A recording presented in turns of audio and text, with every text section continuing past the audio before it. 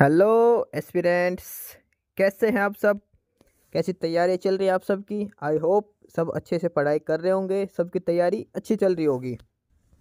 Aspirants, welcome to our YouTube channel knowledge hub. Knowledge hub में आपका एक बार फिर से स्वागत है।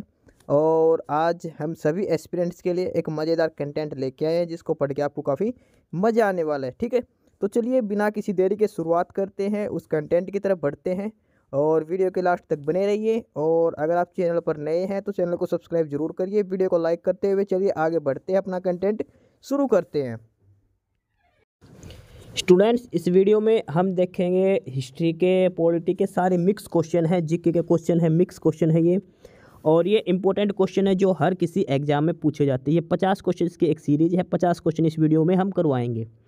ठीक है, काफ़ी इंपॉर्टेंट क्वेश्चन है जो मल्टीपल एग्जाम्स में मल्टीपल टाइम्स पूछे गए हैं। तो एक बार 1 बाय 1 करके एक बार फटाफट से ये देख लेते हैं और शुरुआत करते हैं।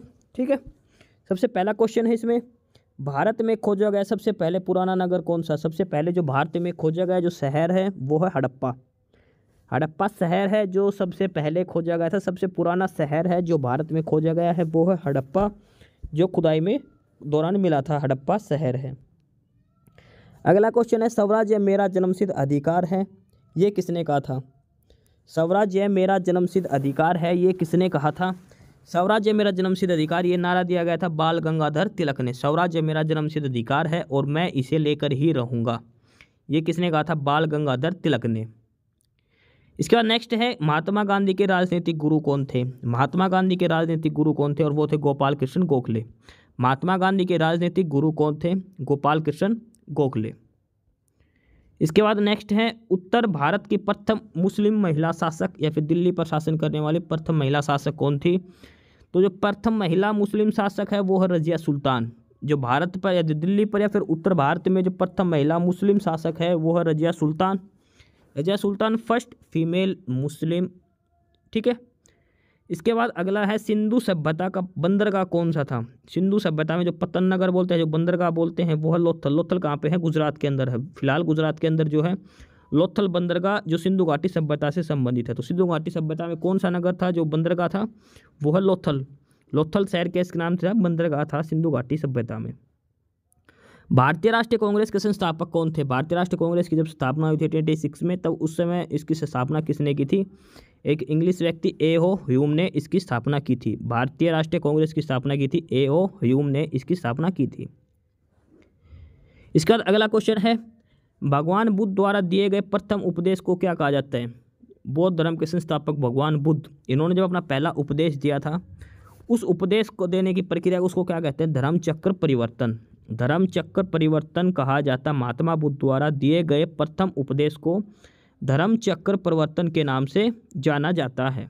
ठीक है, नेक्स्ट क्वेश्चन है, किस वेद की रचना गद और पद दोनों में। ये क्वेश्चन बहुत बार पूछा गया, बहुत बार, सबसे ज़्यादा इंपॉर्टेंट क्वेश्चन है। किस वेद की रचना गद एवं पद दोनों रूपों में है, वो है यजुर्वेद। यजुर्वेद है जो गद और पद दोनों में इसकी रचना की गई है। भारत में पहला समाचार पत्र किसने शुरू किया था, सैयद अहमद खान ने। भारत में पहला समाचार पत्र किसने शुरू किया था, सैयद अहमद खान ने। किसके शासनकाल में बौद्ध धर्म दो भागों में बट गया था, हेनयान और महायान। जब ये थे कनिष्क के शासनकाल में बौद्ध धर्म की जो तीसरी महासंगति हुई थी, उसमें चौथी महासंगति में कनिष्क के शासनकाल में हेनयान और महायान दो भागों में बौद्ध धर्म बट गया था। लोधी वंश का अंतिम शासक कौन था, वो है इब्राहिम लोधी। लोधी वंश का अंतिम शासक कौन था, इब्राहिम लोधी। प्रथम जैन संगति का आयोजन कहाँ हुआ था। जो जैन धर्म की जो संगतियाँ हुई थी, पहली संगति कहाँ हुई थी, पाटलिपुत्र के अंदर। प्रथम जैन संगति कहाँ पे हुई थी, पाटलिपुत्र के अंदर हुई थी। दिल्ली के किस सुल्तान को इतिहासकारों ने विरोधों का मिश्रण बताया है। विरोधों का मिश्रण बताया है दिल्ली के किस सुल्तान को, और वो है मोहम्मद बिन तुगलक। मोहम्मद बिन तुगलक एक ऐसा शासक था जिसे पढ़ा लिखा अनपढ़ कहते हैं। पढ़ा लिखा अनपढ़, पढ़ने लिखने के बावजूद भी अनपढ़। इसकी नीतियाँ जो थी वो सारी अच्छी नीति थी, लेकिन एक भी इसकी जो पॉलिसी बनाई थी कोई भी कामयाब नहीं हुई। इसे विरोधों का मिश्रण बताया गया है मोहम्मद बिन तुगलक को। अगला क्वेश्चन है, ऋग्वेद समाज की सबसे छोटी इकाई क्या थी। जो ऋग्वेद था उस समय जो समाज की सबसे छोटी इकाई होती थी वो क्या थी, कुल या परिवार। जो परिवार जो कुल बोलते हैं वो सबसे छोटी इकाई समाज की होती थी ऋग्वेद के समय में। किस शासक के पास एक शक्तिशाली नौसेना थी? जो नौसेना थी वो किन शासकों के पास थी? वो चोल शासकों के पास एक नौसेना, जो नेवी बोलते हैं, वो चोल शासकों के पास होती थी। संकीर्तन प्रथा के जन्मदाता कौन है? संकीर्तन प्रथा के जन्मदाता कौन है? और वो है चैतन्य। संकीर्तन प्रथा के जन्मदाता कौन है? चैतन्य। किस मुगल शासक को आलमगीर कहा जाता है? किस मुगल शासक को आलमगीर कहा जाता है? वो है औरंगजेब। औरंगजेब को आलमगीर की संज्ञा दी गई है। नेक्स्ट क्वेश्चन है, शहीद ए आजम की उपाधि किसे दी गई? भगत सिंह को। शहीद ए आजम किसे कहा जाता है? भगत सिंह को। साइमन कमीशन के विरोध के दौरान लाठीचार्ज में किसकी नेता की मृत्यु हो गई थी? वो थे Lala Lajpat Rai. Simon go back का नारा लगाया था, यानी कि साइमन वापिस जाओ, ये नारा भी लाला लाजपत राय ने लगाया था। साइमन कमीशन के विरोध में इनके लाठीचार्ज में इनकी हत्या कर दी गई थी सैंडर्स के द्वारा। ठीक है, लाला लाजपत राय। अगला क्वेश्चन है, वहाबी आंदोलन के प्रवर्तक कौन थे? सैयद अहमद। वहाबी आंदोलन के प्रवर्तक कौन थे? सैयद अहमद। नेक्स्ट क्वेश्चन है, किस स्थान पर बुद्ध ने महापरिनिर्वाण प्राप्त किया था? किस स्थान पर बुद्ध ने महापरिनिर्वाण प्राप्त किया था? और वो है कुशीनगर में। कुशीनगर के अंदर महात्मा बुद्ध ने महापरिनिर्वाण प्राप्त किया था। कांग्रेस के जो प्रथम स्थापना की थी ए.ओ. ह्यूम ने। फिर इसके जो फर्स्ट अधिवेशन, जो फर्स्ट मीटिंग हुई थी, उसकी अध्यक्षता की थी व्योमेश चंद्र बनर्जी में। W.C. बनर्जी नाम से भी इनको जाना जाता है, व्योमेश चंद्र बनर्जी। भगवान नटराज का प्रसिद्ध मंदिर कहाँ है जिसमें भरतनाट्यम कला है? भगवान नटराज का ये है चिदम्बरम के अंदर। ठीक है। भगवान बुद्ध के उपदेश देने तो किस भाषा का प्रयोग किया था? भगवान बुद्ध के जो उपदेश हैं वो किस भाषा में लिखे गए हैं? पाली भाषा में। भगवान बुद्ध के जो उपदेश लिखे गए हैं वो कौन सी भाषा में लिखे गए हैं? पाली भाषा के अंदर लिखे गए हैं। कुतुब मीनार के कार्य को किस शासक ने पूरा किया था? इल्तुतमिश ने। कुतुब मीनार शुरू किसने की थी? कुतुबुद्दीन ऐबक ने। और इसको कंप्लीट किसने करवाया था? इल्तुतमिश ने इसको पूरा करवाया था, कुतुब मीनार को। लीलावती पुस्तक किससे संबंधित है? लीलावती पुस्तक जो वो गणित से संबंधित है। लीलावती पुस्तक किससे संबंधित है? गणित से संबंधित है। पहाड़ी काटकर एलोरा का विश्वविख्यात कैलाश मंदिर का निर्माण किसने करवाया था? जो पहाड़ को काट के, पहाड़ को पत्थर, एक ही पत्थर को उल्टी तरफ से काट के, ऊपर से काट के नीचे की तरफ जो बनाया गया महादेव का मंदिर है एलोरा के अंदर, कैलाशनाथ मंदिर, किन शासकों ने बनवाया था? राष्ट्रकूट शासकों ने निर्माण करवाया था। ठीक है। चीनी यात्री हेनसांग किसके शासनकाल में भारत आया था? हेनसांग जब भारत आया, हर्षवर्धन के शासनकाल में भारत आया था हेनसांग। नेक्स्ट क्वेश्चन है, बनारस हिंदू विश्वविद्यालय BHU जो बनारस वाराणसी के अंदर है, इसके संस्थापक कौन थे? ये थे मदन मोहन मालवीय। ट्रिपल M, मदन मोहन मालवीय, बनारस हिंदू विश्वविद्यालय। अगला, स्वतंत्र भारत के प्रथम गवर्नर जनरल कौन थे? स्वतंत्र भारत के प्रथम गवर्नर जनरल कौन थे? Lord Mountbatten. माउंटबेटन थे जब भारत आजाद उस टाइम गवर्नर जनरल। किस मुस्लिम शासक के सिक्कों पर देवी लक्ष्मी की आकृति बनी है? किस मुस्लिम शासक के सिक्कों पर देवी लक्ष्मी की आकृति बनी है? वो है मोहम्मद गौरी। मोहम्मद गौरी के सिक्कों पर देवी लक्ष्मी की आकृति बनी है। उसका बाद अगला क्वेश्चन, काला अशोक की राजधानी कहाँ थी? काला अशोक की राजधानी कहाँ थी? पाटलिपुत्र।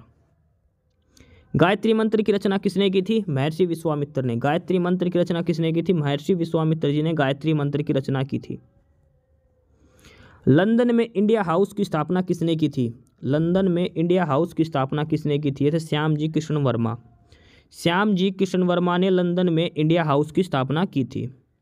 नेक्स्ट क्वेश्चन है, किस गुप्तकाल शासक को कविराज कहा गया? समुद्रगुप्त। समुद्रगुप्त वीणा बजाने के शौकीन थे, इसलिए इन्हें कविराज की उपाधि दी गई है।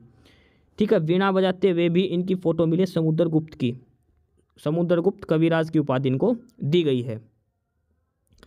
अकबर के इतिहासकारों में किसने अकबर को इस्लाम का शत्रु कहा है? वो है बदायूनी ने। बदायूनी ने अकबर को इस्लाम का शत्रु कहा। अकबर को इस्लाम के शत्रु की संज्ञा किसने दी थी? बदायूनी ने दी थी। नेक्स्ट क्वेश्चन है, भक्ति को दार्शनिक आधार प्रदान करने वाले प्रथम आचार्य कौन थे? भक्ति को दार्शनिक आधार प्रदान करने वाले प्रथम आचार्य कौन थे? ये थे जगतगुरु शंकराचार्य। जगतगुरु शंकराचार्य। किस नगर को सिराज ए हिंद कहा जाता है? किस नगर को सिराज ए हिंद कहा जाता है? कहा जाता है जौनपुर को।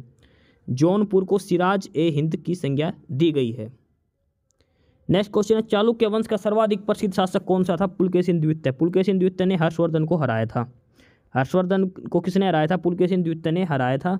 और ये चालुक्य वंश से संबंधित, चालुक्य वंश का प्रसिद्ध शासक है पुलकेशिन द्वितीय।